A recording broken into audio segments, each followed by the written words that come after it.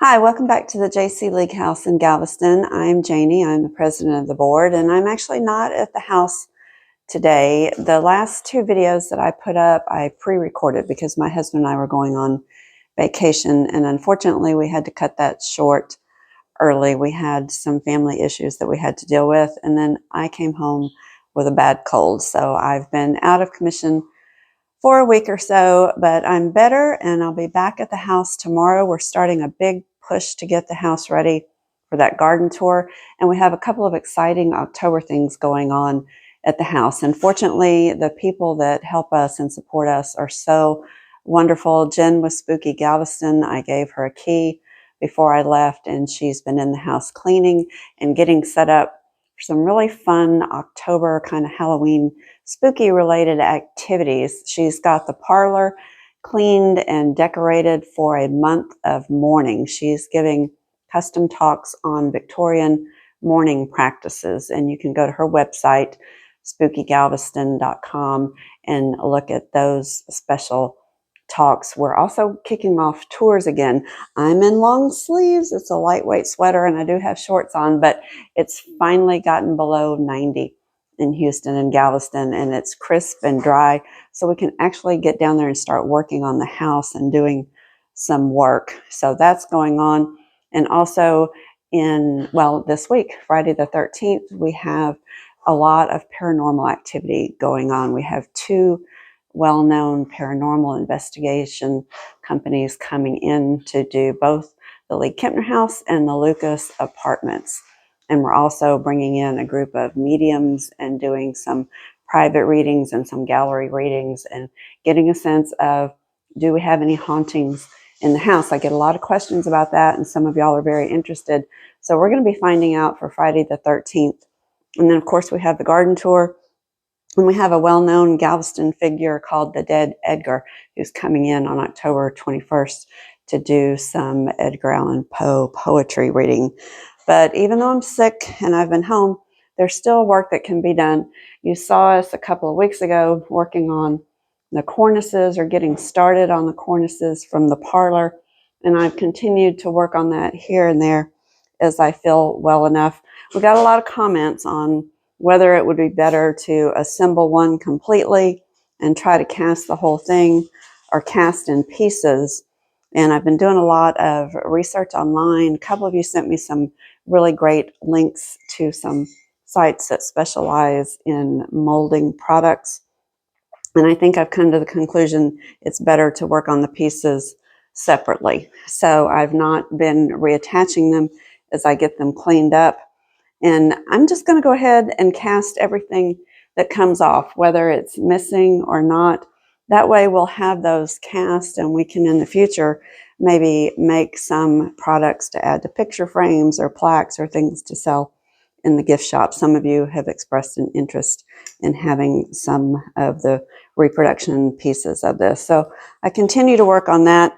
And I've spent a lot of time on the internet, and I've actually brought home one of the doors off of the china cabinet, or that built-in hutch in the dining room.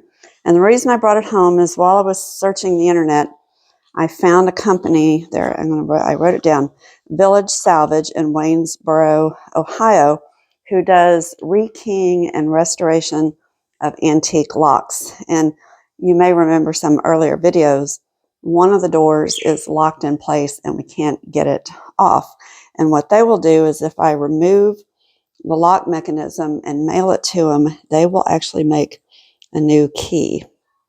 So I'm standing in the light and I can't see, but I think this will be relatively easy to get off. So fortunately, all three of the doors had locks on them, not just the one. So these were in the unlocked position, so I was able to take the door down and get to the screws on the back to remove this mechanism.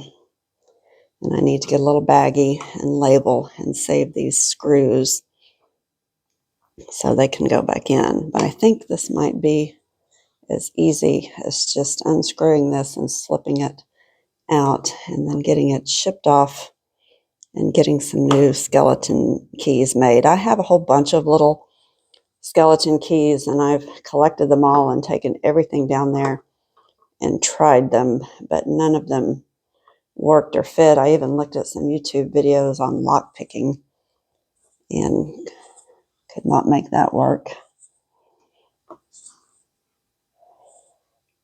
Okay, I don't want to force this too much.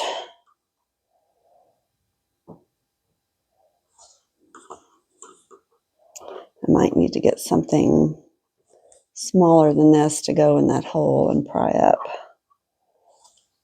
These doors are in perfect shape. I don't want to scratch the wood.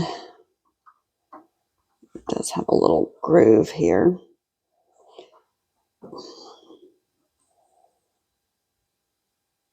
Okay, that's in there pretty tight. I don't want to nick that. I'm going to have to go get another tool. So I'm going to abandon that for a minute and keep going and show you a couple of other things that y'all have been helping me with.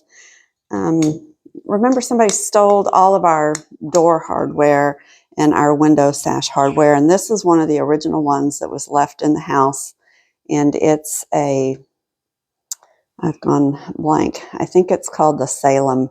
It's either the Salem or the Plymouth pattern, Yale and Town, and I was able to find one broken one on eBay for $11.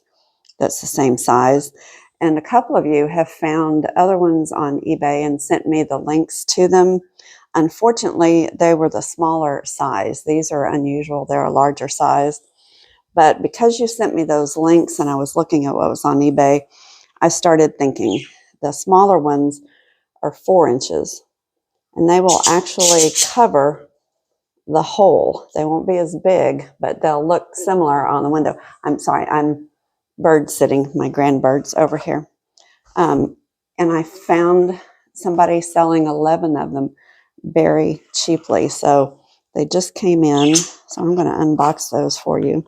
I can do this without cutting myself and see what they look like. They were only, I think, $75 for all of them, which is a very good price. So I thought, kind of no harm, no foul. I will get them and see if they work. If they don't, I'll resell them on eBay or maybe do something with them in the gift shop since they are the pattern that's in the house. But I'm hoping my idea of being able to cover the hole, because these are recessed into the wood, so there's a hole cut in the window, but it's only as big as this missing part inside. Yeah, guys, I know. Then sometimes they get real chatty in the afternoon, so they don't really like people. So sometimes they get quiet when I'm close by. Oh, I don't think they like that noise. I will say these are wrapped really well. But y'all hear me talk all the time about how much I love the internet because it's just such a great... Oh, wow. Okay, need a little cleaning up, but look. See how much smaller they are? But look, they'll cover the hole that's cut, and they'll look the same. So they may be a little out of scale on the window, but at least we'll have something. And we'll keep looking for the correct size. But in the meantime, this will let us restore the window. So I've got a little bit of polishing to do. Sorry, I think I was creating a shadow there. But you can see that will be a nice kind of stopgap until we find these. And I'm thinking about putting these on those new parlor windows because I do have, I think, 3 of these left in the house, or 2 plus this one. And those are kind of high, and they'll be our brand new windows, and you'll see them. The rest of these are down almost on the floor because those are those walk-through windows that start at the floor, so they're not very visible. So I was very excited to find those. And thank you to the people who sent me the links to the smaller one, because it made me start thinking that maybe there's an alternative way. And the other thing I ordered, I think I know what this is, I'm excited about, is, I believe it was just last week or the week before, I think, when we did the blue bathroom, I had that walkabout with the YWCA that was built by Nellie League in honor of her daughter Daisy, who passed away young. And I found a postcard of it. They used to make postcards of all the buildings in Galveston to sell to the tourists, and I think it's fun to have one. So I've been collecting different postcards related to the house and things related to the leagues and the balls and the families that kind of comprise the history of the house, so we can do a little display. While I have this here, I'm also going to do a little bit of work on it. All of these are in really good shape for the most part. You can see that the cane is in good shape. There's a little bit of corrosion, but this one, I don't know if it'll show up, but it's very bowed in. Now the glass is in great shape, but it's not flat at all. It's got a big dip. And what I'm going to do is cut a board to fit behind here and turn this upside down. This is actually the front part that shows. And just let gravity gradually work and hopefully pull this down. That's why they always store stained glass on the side, because that leading is heavy. And if you lay it flat, it bends over time. So we're going to try to use gravity and reverse this process a little bit and see if we can flatten that out. We won't push it or force it or do anything to it. We'll just let it naturally lay. I might maybe, if anything, put a paperback book on it, something very, very light. But these windows were in really good condition, so we don't want to do anything to damage them further. But I'm going to let y'all go. I know it's been a short week. I apologize, but we will be at the house doing a lot of work this week, and I hope you'll join us next week. We'll have more to show you, hopefully, as we get in. As I said, with this cooler weather, we'll be able to do a lot more, but I'm going to go get some more tools, get this thing out, and get it sent off to be rekeyed and see how they do, because I'm excited. I was working the last time I was at the house to get the front doorknob off. That lock mechanism is completely broken, and I'm hoping that I can send that off and they can rebuild it and restore that, and we can have the original lock on the front door. So until next time, thanks for watching and supporting us here. We're a nonprofit. You can check us out on our website, League-Kempnerhouse.org. You can donate, you can sign up to volunteer, or you can check out all the wonderful events we'll be having at the house and come see us and maybe come take a tour. So until next time,